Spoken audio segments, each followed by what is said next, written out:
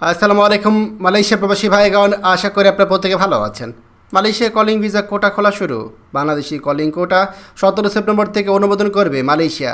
চলুন খবরে বিস্তারিত জেনে নেওয়া যাক। আলহামদুলিল্লাহ, মালয়েশিয়া প্রবাসী ভাইগণ, আপনাদের জন্য একটা বড় ধরনের সুখবর রয়েছে। মালয়েশিয়াতে কলিং ভিসার কর্মী প্রক্রিয়া অনেক গুরুত্বপূর্ণ অগ্রগতি হয়েছে। আগামী 17 সেপ্টেম্বর থেকে মালিকপক্ষ মালয়েশিয়া সরকারের কাছে কোটা অ্যাপ্রুভাল পাওয়ার জন্য তারা আবেদন শুরু করবে এবং এটার প্রসেস শুরু করবে।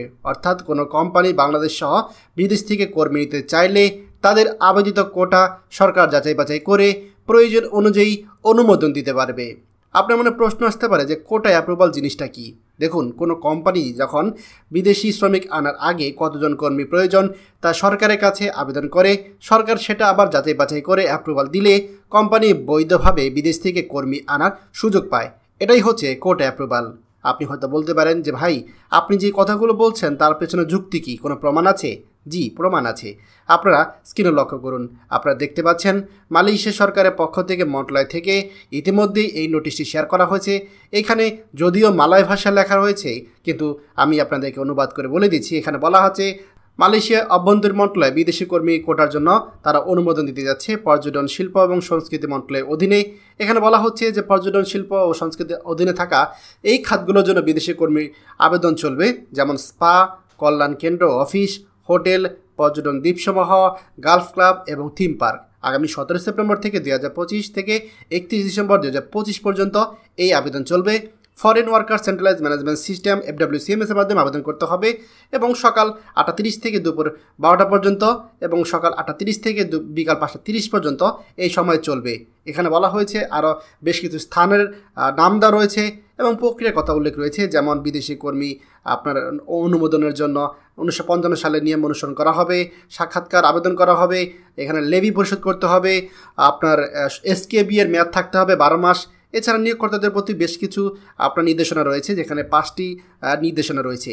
তার মানে বুঝতে পারছেন যে মালয়েশিয়া সরকার কর্মী নেওয়ার জন্য তারা কিন্তু এখন মোটামুটি পুরো প্রসেসটা একেবারে অফিসিয়াল ঘোষণা করে দিয়েছে। এই নোটিশটা দেখার পরে আসলে আর কোনো প্রশ্ন থাকার কথা না যে মালয়েশিয়া সরকার কলিং ভিসায় কর্মী নেওয়ার জন্য পুরোদমে সকল প্রকার প্রক্রিয়া শুরু করে দিয়েছে।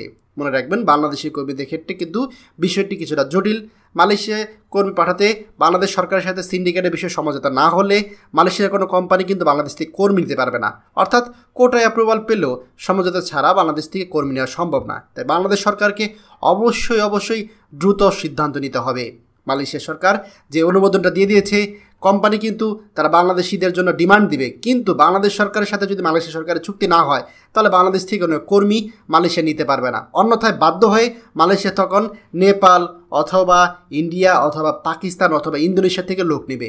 তাই বাংলাদেশকে অবশ্যই দ্রুত পদক্ষেপ নিতে হবে, অন্যথায় কলিং ভিসা অন্য যে কোনো দেশের আন্ডারে চলে যেতে পারে এবং এত বড় একটা সেক্টরে আমাদের বাংলাদেশি কর্মী পাঠানোর যে সুযোগ সেটা মিস হয়ে যাবে।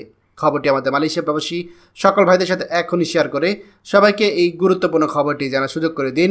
আর আপনি যদি আমাদের এই চ্যানেল নতুন হয়ে থাকেন, অবশ্যই আমাদের চ্যানেলটিকে সাবস্ক্রাইব করুন মালয়েশিয়া সকল গুরুত্বপূর্ণ খবর সবার আগে পাওয়ার জন্য। ধন্যবাদ সবাইকে। আমাদের সকল ভিডিও আপডেট সবার আগে পেতে আমাদের চ্যানেলটিকে সাবস্ক্রাইব করুন। সাবস্ক্রাইব করতে সাবস্ক্রাইব বাটনে ক্লিক করুন এবং বেল আইকনে চাপুন, যাতে আমাদের কোনো নতুন ভিডিও আপনি মিস না করুন।